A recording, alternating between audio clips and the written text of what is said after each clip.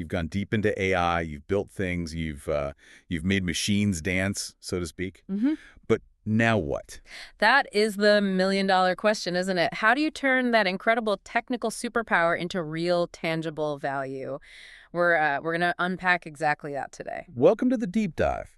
Today we're exploring that vital question facing pretty much every AI builder. So what? Mm. We've got a guide here outlining four proven paths to monetizing your AI skills, and these are pulled from real-world success stories. Yeah, we'll look at who these AI builders actually are. We've got a really compelling case study of one founder's journey, and then we'll break down each of the four paths. We'll then look at specific examples, dive into how you can choose your best path, and even glimpse the future of AI monetization.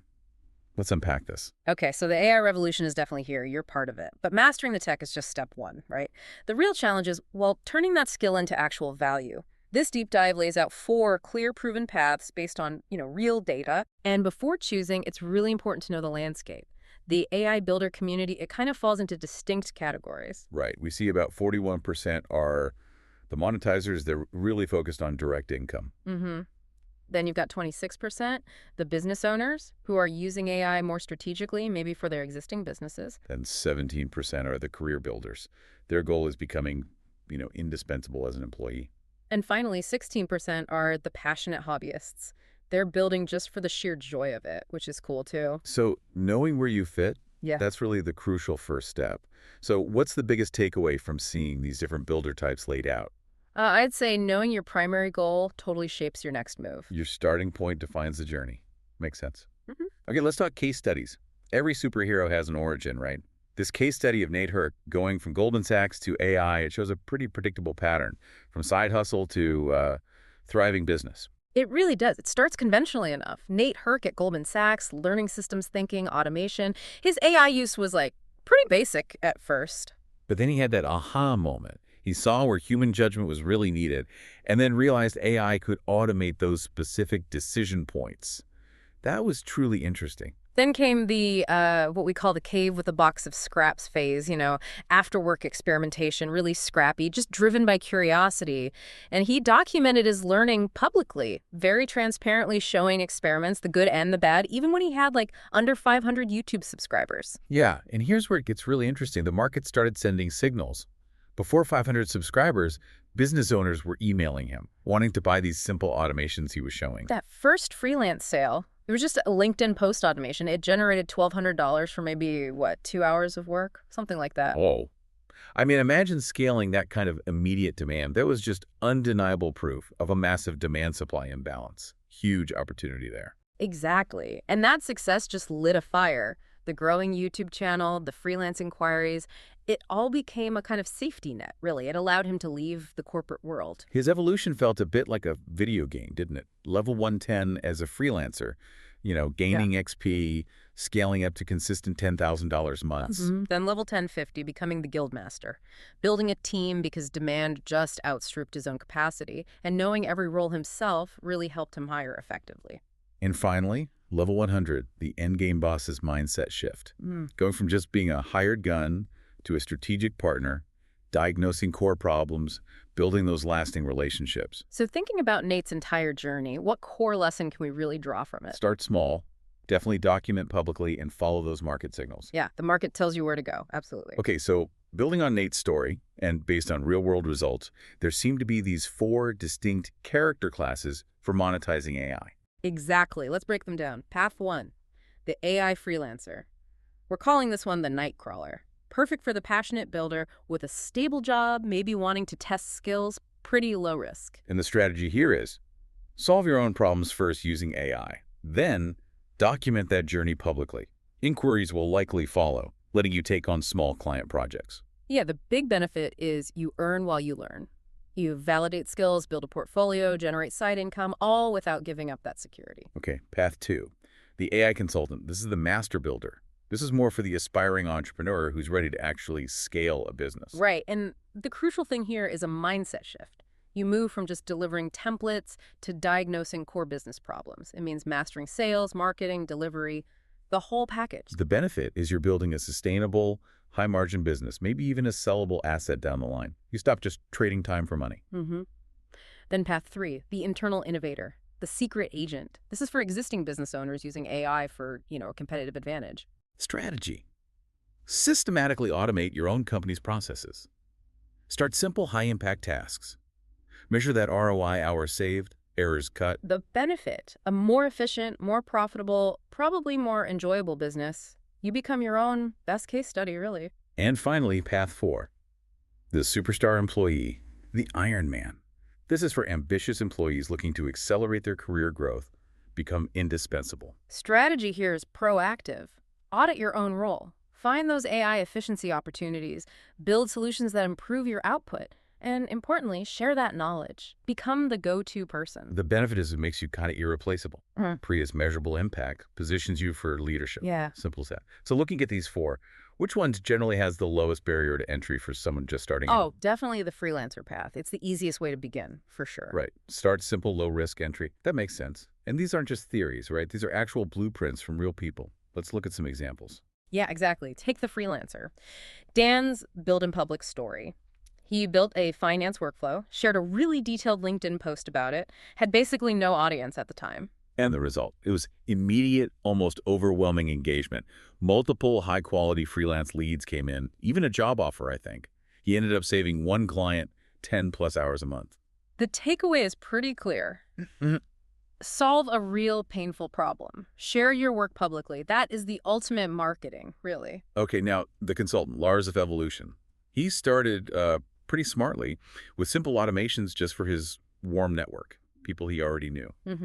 His strategy was step-by-step. Use those initial projects to build a portfolio, get testimonials. Then he launched a YouTube channel for lead gen. Result, consistent inbound leads. He went from being a solo freelancer to running an agency with a team, focusing on that high-value strategic consulting. Yeah, it shows that freelancer to business owner path is incremental. De-risk it with your warm market first. Smart.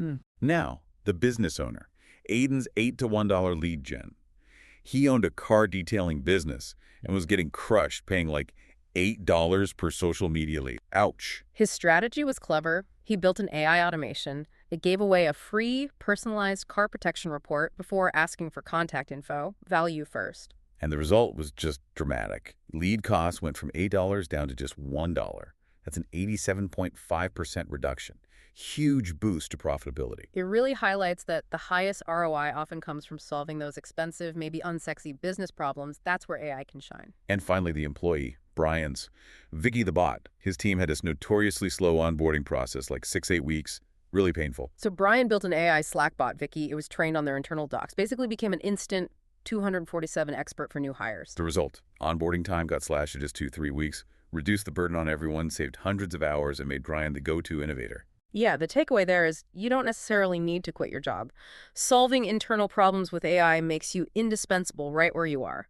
Looking across all these different stories, what's the common thread you see? They all solved a very real, very tangible problem. Simple as that. Problem solving.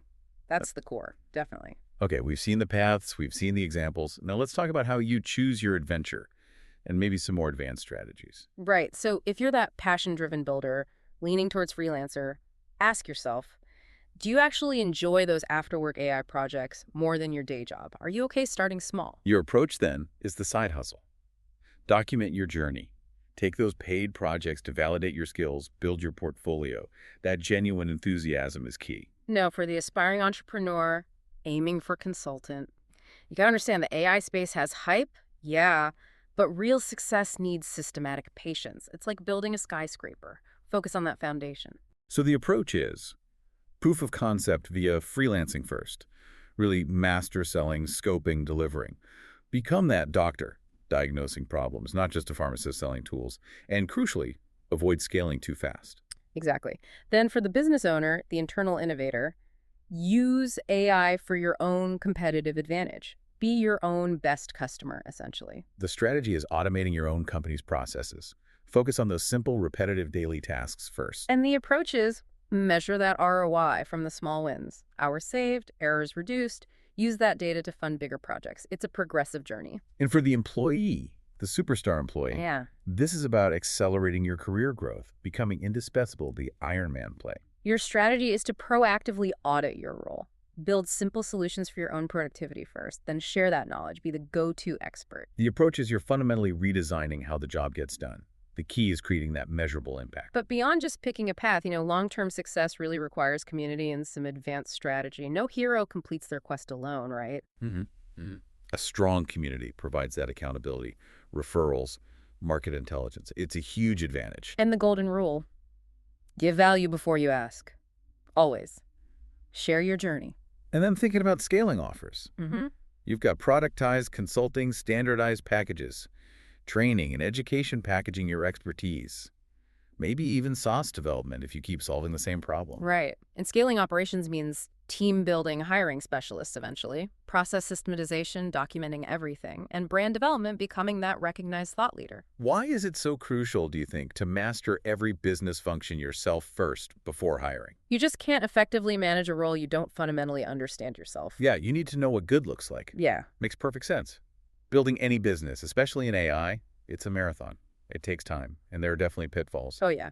We call them the 4 horsemen of failure. First is the overnight success myth. Sustainable businesses take time. Second, the technical trap, focusing too much on cool tech, forgetting the actual problem. That technical trap, I still wrestle with prompt drift myself. Yeah. It's so easy to get lost in the tech details and forget the client's actual need. Totally.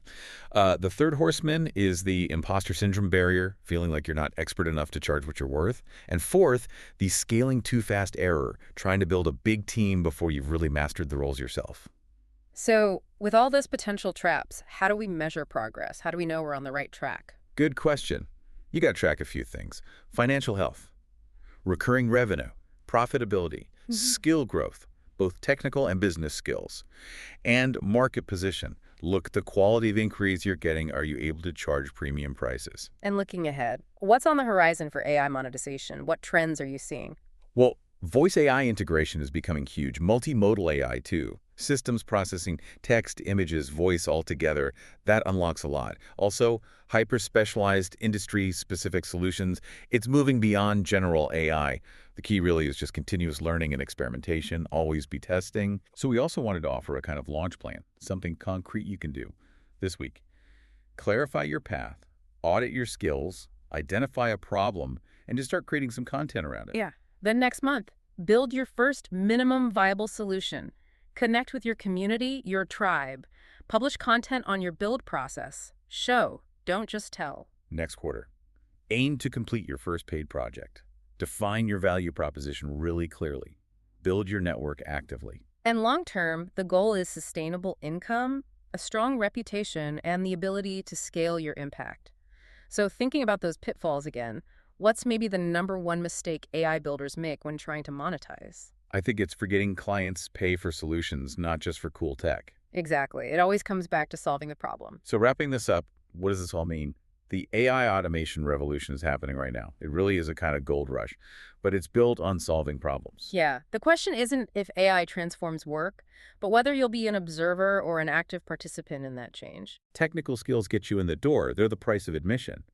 But combining them with business acumen, that problem-solving focus, and genuine relationships, that's what builds real wealth here. And the 4 paths, freelancer, consultant, business owner, superstar employee, they're starting points. Professionals will likely blend these as they evolve. It's not rigid. The key really is just to start where you are with what you have right now.